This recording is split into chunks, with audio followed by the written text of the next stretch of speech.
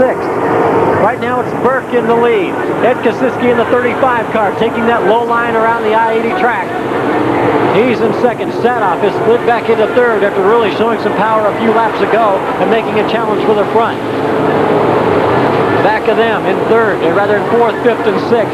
Mel Zeitner, Leon Zeitner, and John Anderson has started to make his presence felt. Anderson in that 21X car, if there's a racer here that has a better following than John Anderson, there aren't too many of them. No, not at all. This guy has got a crew here in the stands cheering him on every time he goes by. The battle for second place, Sadoff in the left of your screen in the 96, Ed Kosiski in the 35 in the low line. They settle in there second and third behind Kyle Burke. Another thing that we've noticed tonight is we've seen guys come out and really take control in the early part of the race, and somebody else, like a Sadoff, he did it in the modified, stay in contention in third place, and then take charge of stages. Absolutely. Johnny the Jet still riding high on the what's left of the cushion coming out to turn 4, but getting a great jump coming out there, going down the straightaway into turn 1. He really slingshots that car out of those turns and onto the straightaways. You notice Ed Kosiski now has changed his line from low to high, so he's found another groove that he can possibly try and chase down Kyle Burke. And now for Kyle Burke in the 14 car, traffic is going to start to become a problem.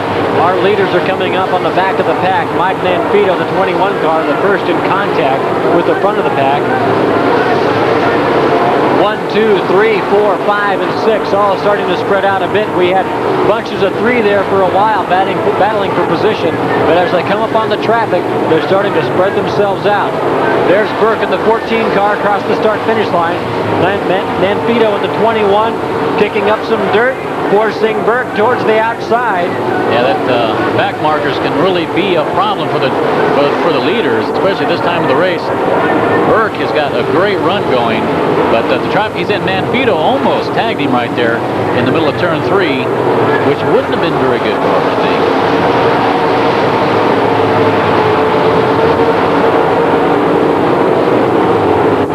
Ed Kosiski still taking the high line. Johnny the Jet Sadoff right behind him. Zeitner in the 4th spot.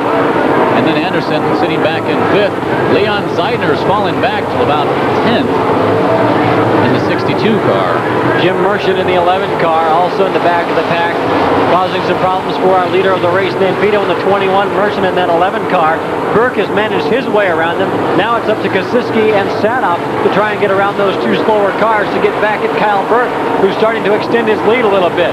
5 laps remaining in our late Model A feature. This has been the race of the night so far. Clean racing all the way around the track. Absolutely. These guys are probably going down the straightaways nearly 100, 110 miles an hour. Exciting racing right here at I80 Speedway. Kyle Burke in the 14. He's starting to separate himself from that slower traffic. Kosiski coming up. He's got a bunch of 2 or 3 cars that he's got to get by. Sadoff has Merchant in front of him and 4 other cars if he wants to make a run at Kyle Burke. Manfredo still seems to be holding up Ed Kosiski just a little bit. Johnny the Jet Sadoff's falling back just a little bit. I don't think they're going to be able to catch the leader at this rate. Another car that we were looking forward to seeing tonight to have some great racing was Leon Zeitner. We talked to him a little bit ago. He has fallen way back into the pack in that Hooters 62 car. Kyle Burke crosses the start-finish line.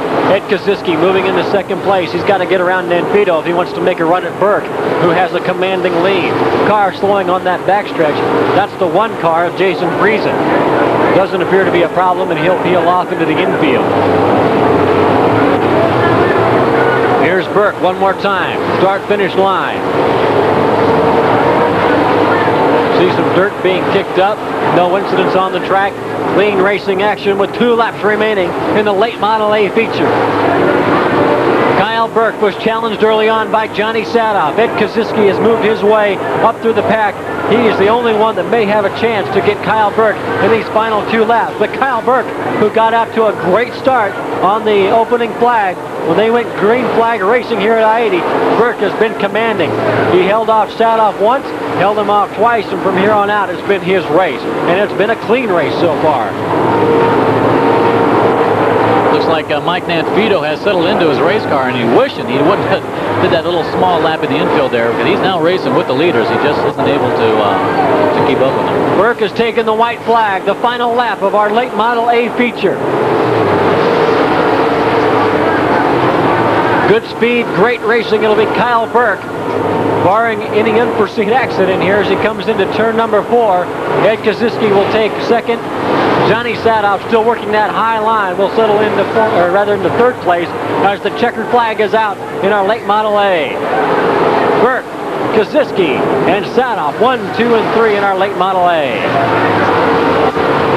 It's an exciting race there, Bill. I'm telling you, these late model drivers can really get you on the edge of your seat. Take a look at the winner there, Kyle Burke, taking a victory lap, well deserved.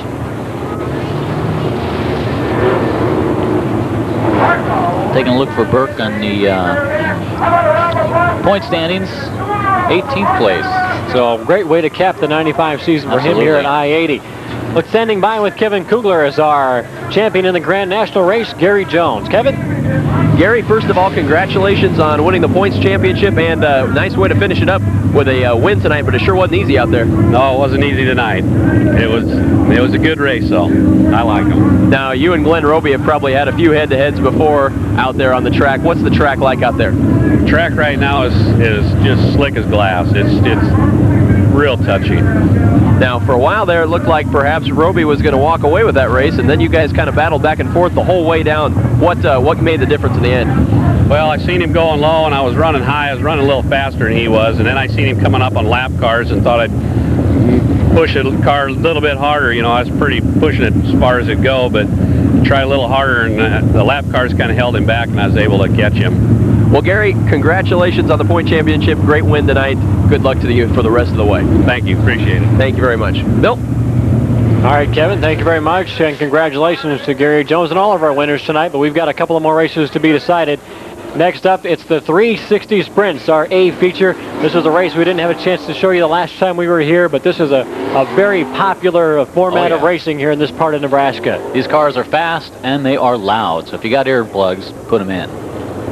They are extremely fast. We'll see speeds of 120, maybe even more. We got some Knoxville drivers here tonight, and this is going to be an exciting race. One of the featured drivers in this event is Mike Masonbrink, and Kevin Kugler caught up with him earlier today.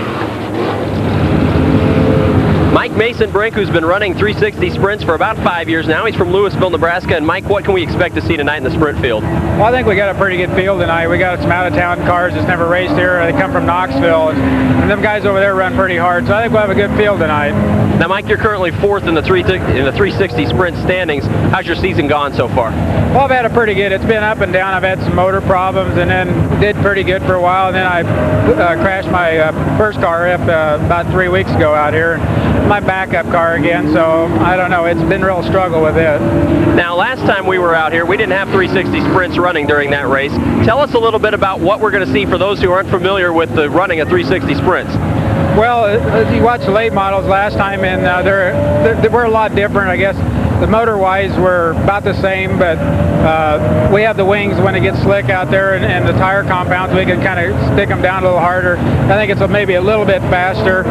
The open wheel racing, you might have problems with bumping each other. We have more flips and things like that, so when it's close like it is when it gets slick, you got to be really careful as a driver not to get into each other. Mike, what brings you back to racing sprints year after year?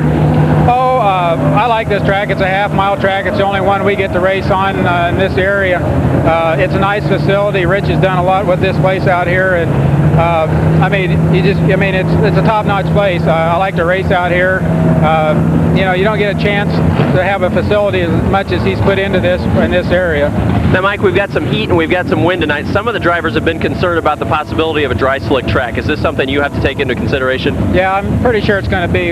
Even on a regular night like it has been this summer, we've had an awful hot summer, and it usually by feature time gets really slick. This is the problem I've had with this other backup car. When it gets slick, it don't seem to want. I can't seem to find the hookup for it. As many cars as we're going to run tonight, I'll bet it'll be that way. Well, Mike, good luck to you, and congratulations on finishing 4th in the point standings this season, and have a good race tonight. I appreciate it. Thank you.